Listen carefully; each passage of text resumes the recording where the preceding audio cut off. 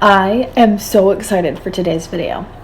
So last night I put a poll up on Instagram and said, would you guys rather see a makeup tutorial and review, or would you guys rather see a true crime video?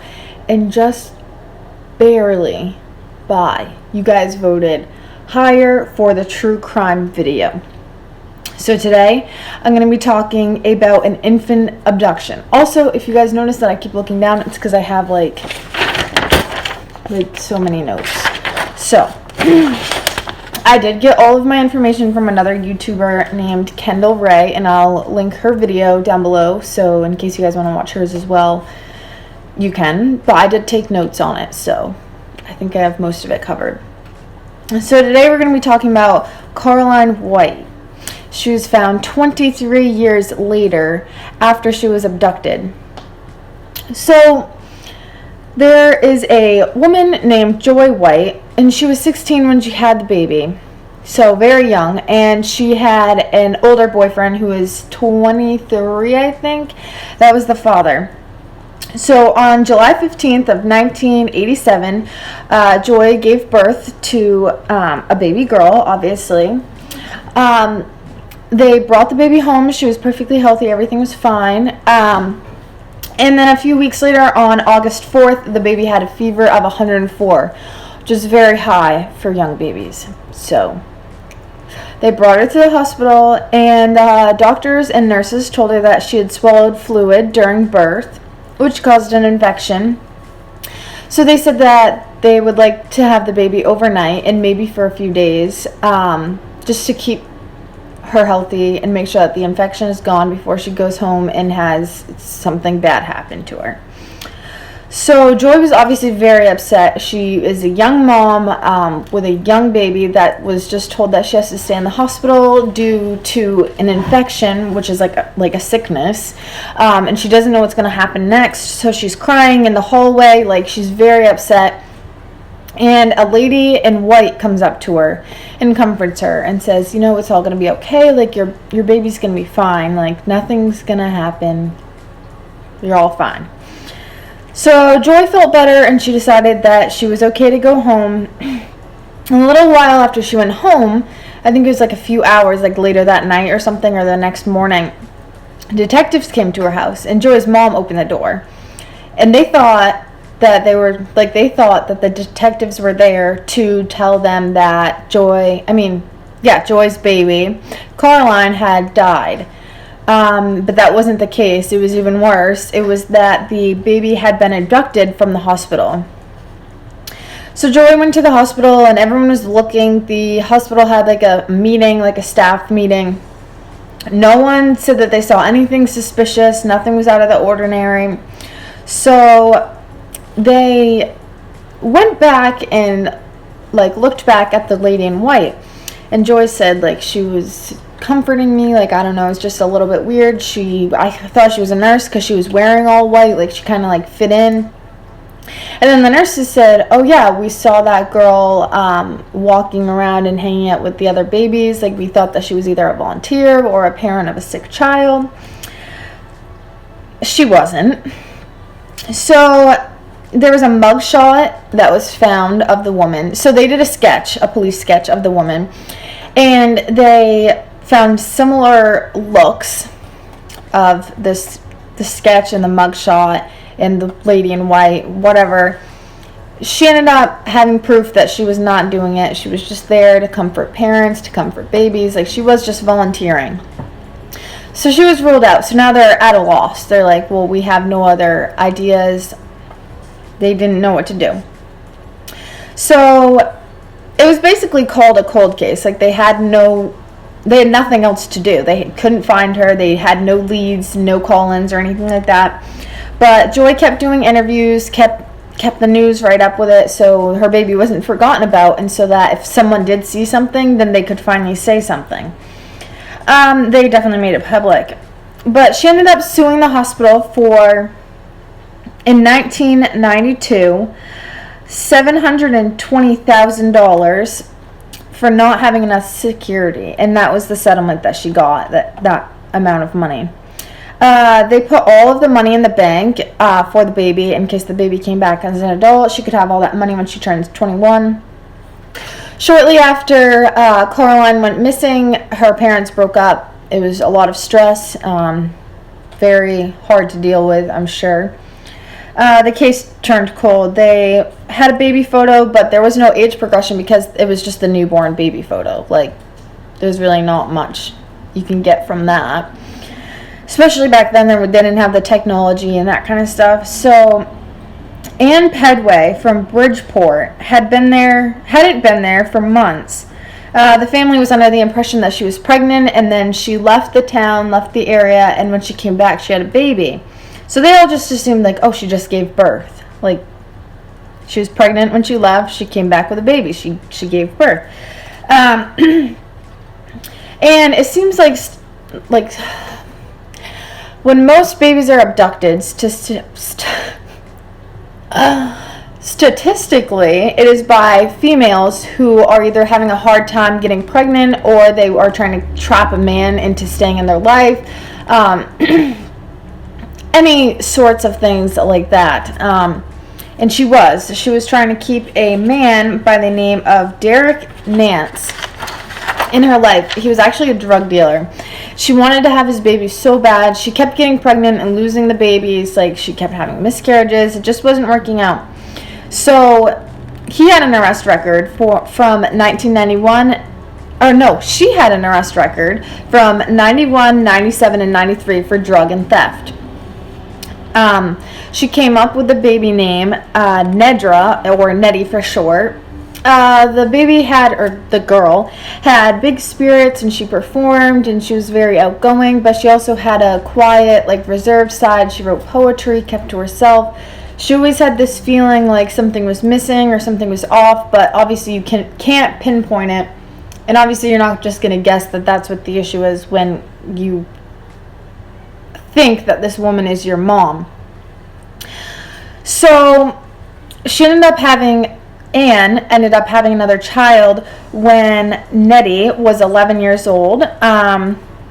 She thought everything was normal. Like, they didn't really look alike, but, my brothers don't really look like me either. So there was, nothing really suspicious there for Nettie. She spent a lot of time with her grandmother. The grandmother lived a lot closer to the school district that she wanted to go to. In 2005, Nettie, or Caroline, found out that she was pregnant with her own child. Her and her boyfriend were very serious, and they were excited for the baby, but she didn't have health insurance at all. So she needed her info, like her social security card and her birth certificate, to get health insurance before she had the baby. She asked, and she said, "Can you please give me my information? Like, I really need it before the baby is born." And Anne was just like, yeah, I'll do it. Like, whatever, I'll do it. Took her time.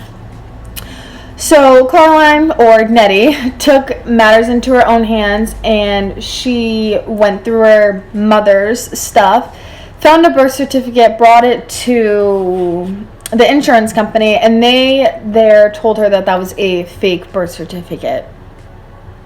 What the hell? Like, why would you have a fake birth certificate? So she was really confused and concerned. Like, why do I have a fake birth certificate? Like, where's my real one? Where's all my real information?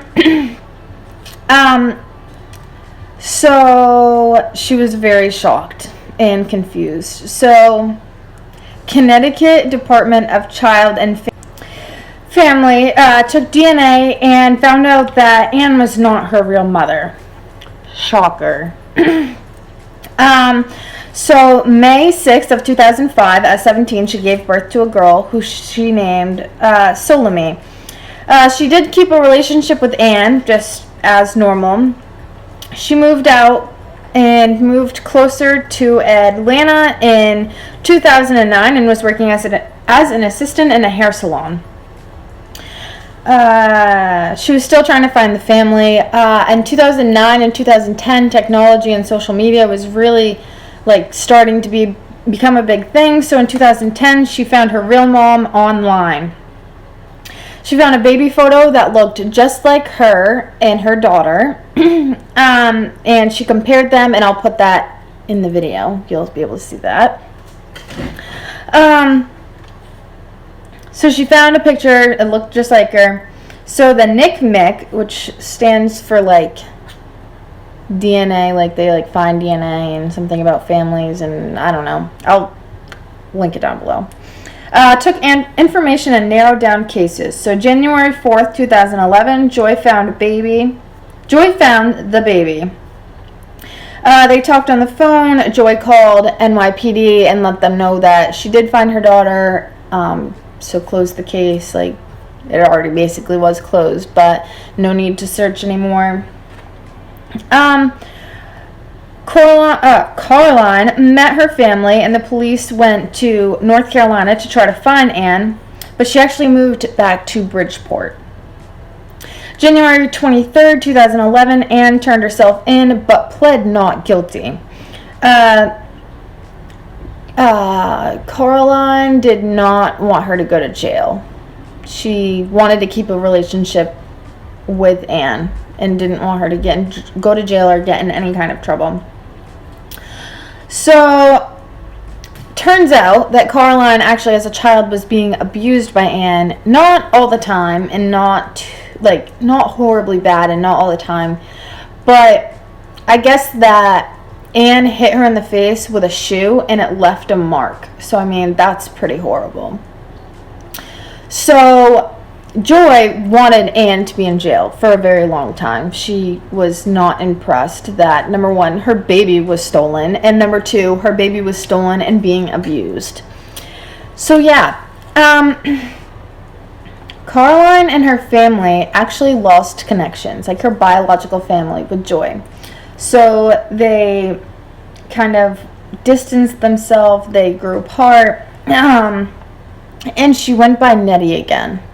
So she went by the name that her abductor gave her, which makes sense. She was more comfortable with that name. That's the name that she grew up knowing. She actually gave herself the nickname Nettie because that wasn't like her full real name. She says that she has no regret about going back or anything that she's done. On February 10th of 2011, Ann was found guilty. And on July 30th, 2012, she was sentenced for 12 years. So, that is a very interesting story. I have mixed emotions. I am shocked that Nettie did not keep in contact with her biological family. I understand that she wanted a relationship with Ann. That makes sense. But for her to just not keep in contact with her biological family after they spent 24 years searching for her really shook me. I was like, wow, okay. But, you know, it's her choice. She did what made her feel comfortable and what was right for her family because she now has a family of her own. But yeah, I am not sure how I feel about this case at all. But I will link more information down below if you'd like to read into it more, including Kendall's video where I got all my information from, news clippings, interviews, all of that kind of stuff. And let me know if you guys still want to keep seeing videos like this, like true crime, or I'm going to be doing a conspiracy theory one soon. I thought that would be fun. But yeah, let me know if you want to keep watching these videos.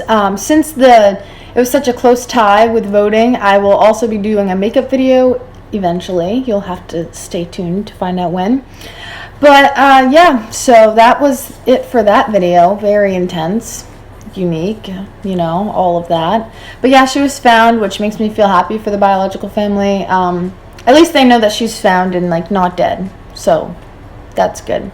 But yeah, don't forget to come back and continue watching my videos because who knows what's going to be next. Uncanny. And today, father, mother, and daughter in this New York Post photo beaming. There was a missing link, and we have gotten her back in the name of Jesus. Hallelujah, hallelujah, hallelujah. Hallelujah. Carlina, who now has a daughter of her own, was recently reunited with her entire family. Police say they have their suspicions about who this kidnapper is, but as of this morning, they had announced no arrests. Now, Carlina's biological family, they say that she was mistreated and they want this woman to pay. They say that, Robin, they want jail time. They want justice, and who can blame them for that? But people were so... They may have found Carlina. I was like, are you kidding me? She said, yes. She said, I'm going to send you these pictures of Carlina. And I said, send them to me. And when she sent them to me, she said, Lisa, she said, that is mini-me. She said, that is me. She said, I know that's my daughter. That age. An incredible story, and the family tells us they never gave up hope that she would come home one day.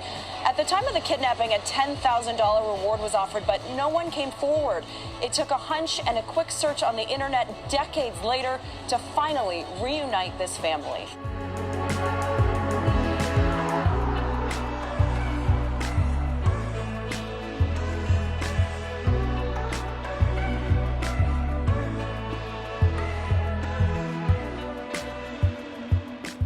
Right. Whoever got a hold, she taking good care of me. She knew my baby was in that treatment room. She said, stop crying.